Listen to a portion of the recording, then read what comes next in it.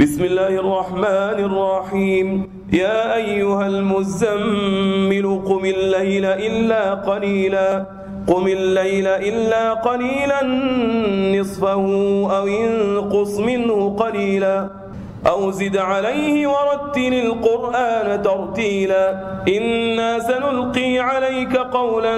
ثقيلا إن ناشئة الليل هي أشد وطئا وأقوم قيلا إن لك في النهار سبحا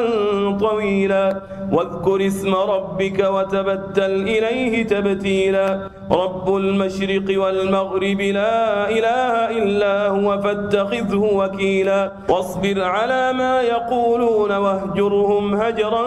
جميلا وذرني والمكذبين أولي النعمة ومهلهم قليلا إن لدينا أنكالا وجحيما وطعاما ذا غصة وعذابا أليما يوم ترجف الأرض والجبال وكانت الجبال كثيبا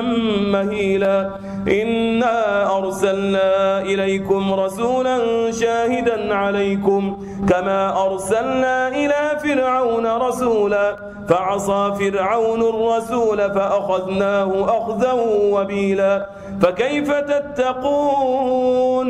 فكيف تتقون إن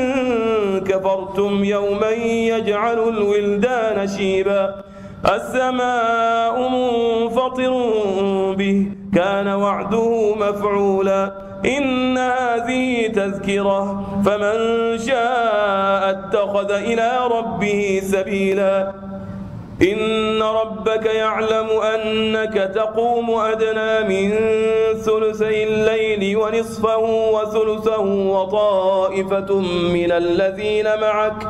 والله يقدر الليل والنهار علم أن لن تحصوه فتاب عليكم فاقرؤوا ما تيسر من القرآن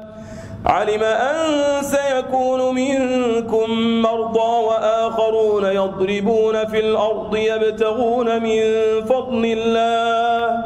وآخرون يقاتلون في سبيل الله فاقرؤوا ما تيسر منه وأقيموا الصلاة وآتوا الزكاة وأقرضوا الله قرضا حسنا وما تقدموا لأنفسكم من خير تجدوه عند الله هو خيرا وأعظم أجرا واستغفروا الله